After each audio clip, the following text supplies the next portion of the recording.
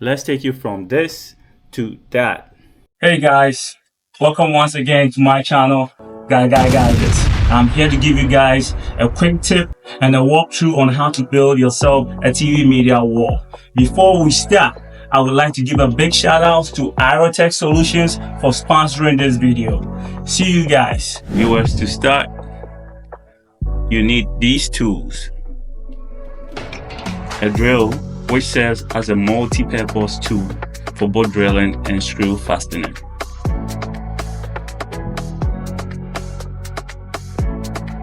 You also need a J-clamp, which helps for clamping down work for easy cuts. There are different types of clamps you can actually pick out. I'm a little old school, so I went with the old G.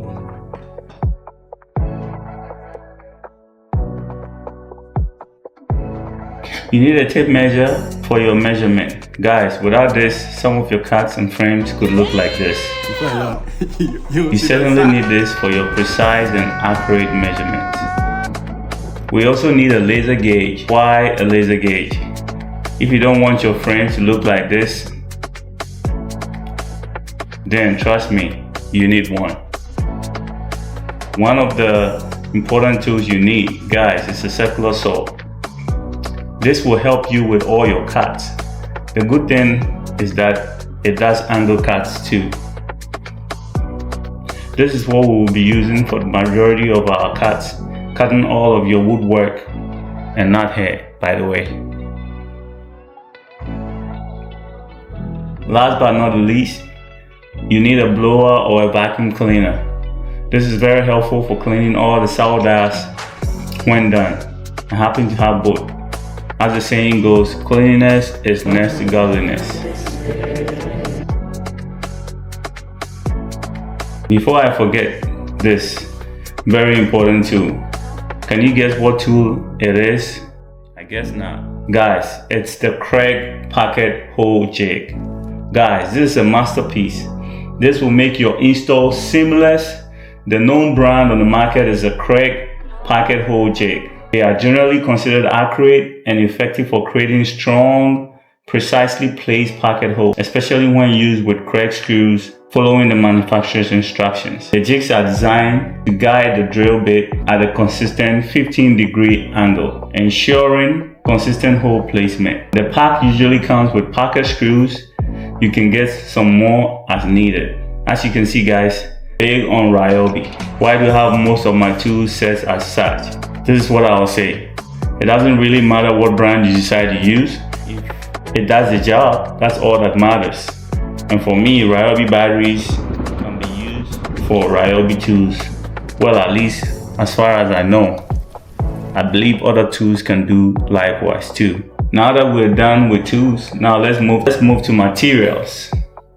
For the framing work, we need 2x4s. This is one of the most important materials you need. Of course, depending on the build type, you might decide to use 2x6 as well. I use 2x6 to incorporate to help with adjustment because of the fireplace. We also need drywall nails because the slab panels have spacing between them and it makes it hard to see the visible nails when used.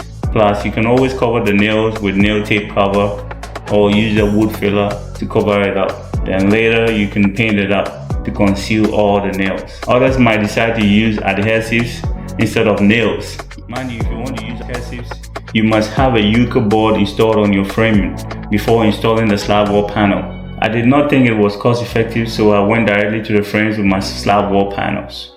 When it comes to aesthetics and finish, one, you need your slab wall panels or the acoustic panels. Mind you, we have a couple options to choose from. The MDF slab panels is lighter in weight and price-wise very easy on the pocket. Availability is high. You can drive to a nearby Home Depot or Lowe's to grab yourself one. Whereas with the acoustic, you probably have to order ahead of time. Price-wise, it does not come cheap, guys. This is the benefit you get with the acoustic panels. Noise cancellation, as this eliminates noise, and it's a great option for studio setups, bedrooms, etc.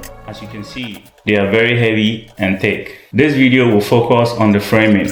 And before we start our framing, I'll start by taking the wall measurement You need to do this in order to determine the area you want to build your frames. If you want it well centered with the professional finish, you cannot avoid taking accurate measurement.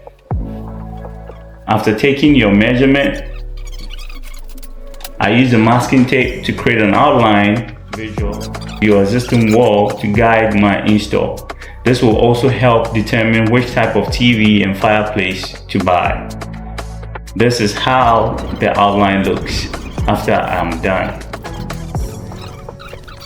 This will create the visual we need of where your TV, mantle, and fireplace will be on the wall. Mind you, this does not need to be perfect. Measurement and coordinates, however, needs to be.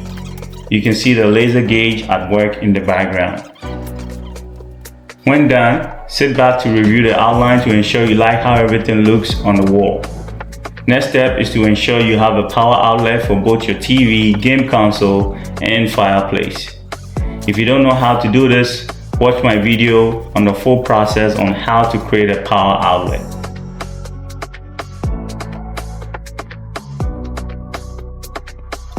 Now, I transfer all my measurements to start the wood cladding.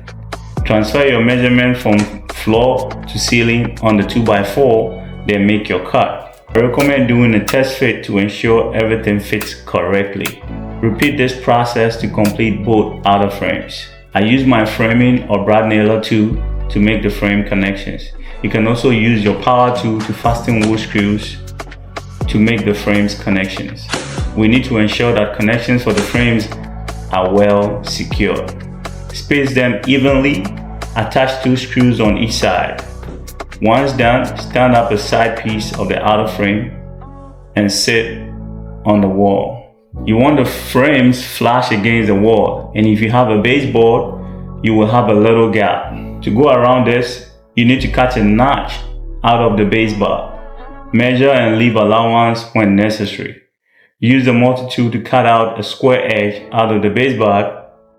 Now I can push my frames flush against the wall. Next, we will have to find studs in the area where we are trying to attach the frames to the wall. I got lucky to have studs on one side, but had to improvise to install the left outer frame.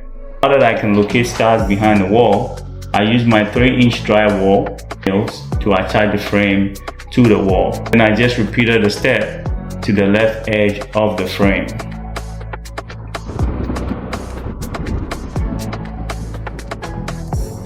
With the sides done, let's move to the front of the framing. Make sure you already have your fireplace picked up because this will affect the rest of the framing. If you are still searching, check out Amazon. They have some great electric fireplace you can pick out. I use the 60-inch fireplace. Because of the size, I use the 2x6 framing to accommodate that. I cut a bunch of support pieces to support the bottom to the ground. I spaced out the 4 pieces of wood attached with a 3-inch drywall nail. I used 2x4s for the top of the frame of the fireplace. Once that is put together, take your time to place the fireplace to test and ensure it fits.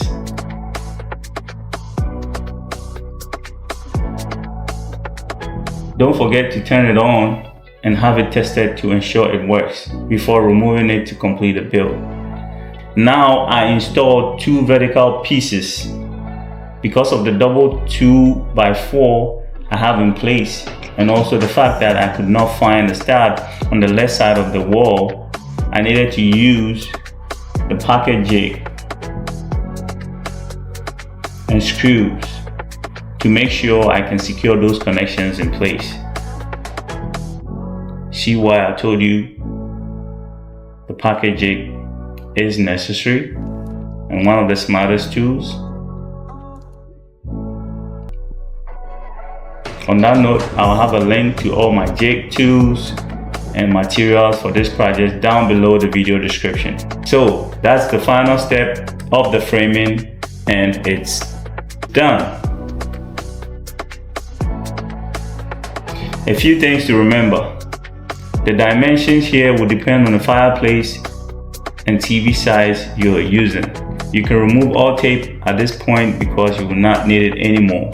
Here is the fully completed frame, which might help you visualize all the parts needed. Now it's time to go to the next step, which is to install the TV and slot wall panels, which will be covered in the next video. See you guys.